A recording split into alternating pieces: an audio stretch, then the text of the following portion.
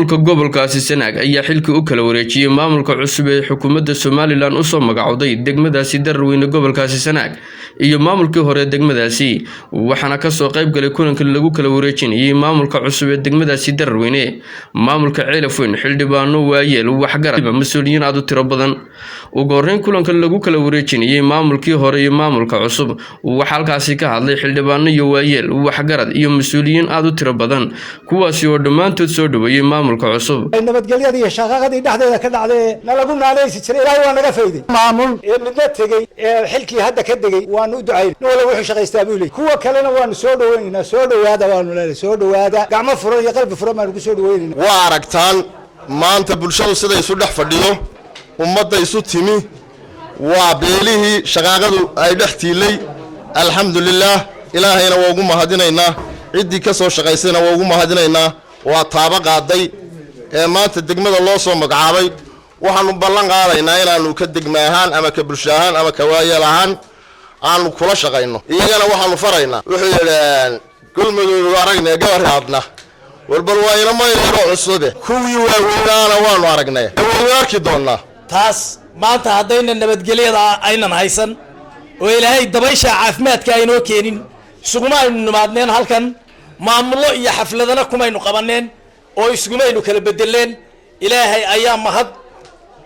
loo naqaa kii horena dee khayr iyo wanaag baynu faraynaa oo isii ducaynaynaa wixii uu qabtay iyo wixii uu mudnaaba dee isagay waajibkiisa u ahayd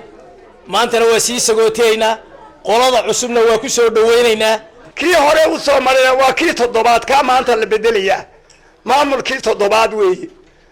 kii kuwii horena wixii ay ka shaqaysteen unbay leeyihiin ka iminka yimina wuxuu ka shaqaystaa buu leeyahay dadkaas waxa weeye dadka la kala bedelayo war magac baa ka hadhee magacu yuu idinka xumaan mafac waxba hatari maaye buu ahaa waxaa xasuusataan oo ilaahay ugu xamdi naqdaan ilaahay sukeen keenay ee nabadda inoo soo celiyey baan leenahay inamadana waxaan kula dardaarmayaa xilka fuulaya ninkii hore tegba waxba sii odhan maayo ilaahay nabadgeliyo laakiin inamada waxaan kula dardaarmayaa xilku waa meerto laakiin waxaan leenahay waari maysida wara kaa haro markaa waxaan leenahay qoladan la soo dhawaada allahna ha idin fududeeyo inaad si wanaagsan dadka ugu shaqaysaan oo waajibkii noo gudataan ilaahay ha idin fududeeyo baan idinku ducaynaynaa waayeelkii hore la bedelay ee maamulka ahaa xilli xun bay horta la kulmeen oo colaadi jirto oo abaari jirto waxaan leeyahay iyaga waxba yaa la maagene ha la mahadiyo uga biqi mayno inay degmada ka adkaan waayaan waa niman u qalmo wasiir agaasime waxaan leeyahay iyagana ilaahay halkaa ku asturo inaad dadka ku dhaqdaan cadaalad iyo sinaan iyo horumar waxqabad buuraana aad tustaan dadkuna la shaqeeyo cid gobolka oo dhan la shaqeeyo Soomaaliya oo dhan wada la shaqeynaysaa ka idin fududeeyo ilaahay xilka idin la qabto reer Darweyne waxaan kula talinaynaa ama ay tahayba in ay nimada dhalinyarada ah la shaqeysaan oo wixii ku qaldan yihiin taa wax ku qaldantiina saamahay ka daa geestooda waxa iyaguna halkaasi ka hadlay maayirka cusub ee degmadaasi Darweyne Maxamuud Xasan Salebaan maayirka Ceelafweyn Cabdiraxiin Aw Yuusuf Axmed iyo waliba xogayaha fulinta dawladda hoose ee degmadaasi Darweyne Saxaaq Salebaan Jaamac haddaanu dhalinyarada nahay inaanu bartan nimaadno duruufihii jiray awgeed madayada wax kala gaadheen kala samirsiino wax u qabanno horumarino duruuftaasaan ugu kaliftay waxaan halkan uga mahadnaqaynaa xukuumadda jamhuuriyadda Somaliland oo ka shaqaysay oo si hagar la'aan isaga xil saartay nabadaynta degmooyinka Ceelafweyn iyo Darweyne ka maamulhaan insha Allah waxaanu ka shaqayn doonaa xooga saari doonaa amniga nabadda cidna uga hakran mayno haddaanu maamulka nahay waxaan haysanaa ciidan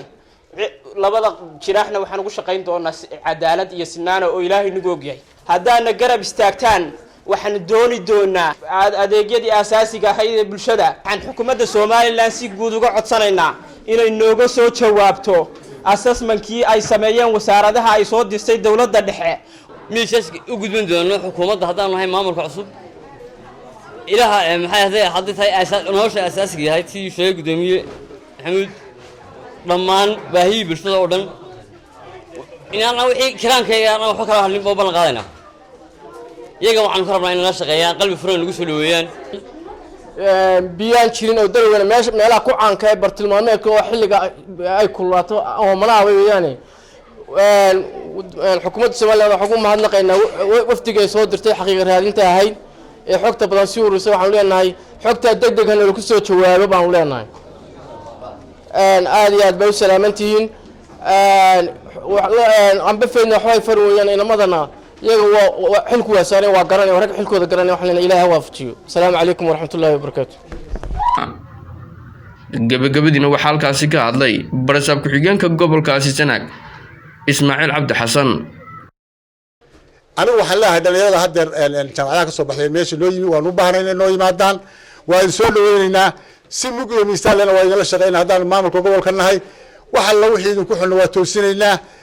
waxaan leeyahay ilaahay haydinla garab galo hawsha aad laydin soo igmaday dadkiina ilaahay haydin sakhiro waayeelka iyo dhalinyarada haddii ilaahay idin sakhiro shaqada waa idin fudaanaysaa oo shaqada dhinacyada inay qabtaan waa Maxamed Suuta telefishinka qaranka Jamhuuriyadda Soomaaliland Ceelafon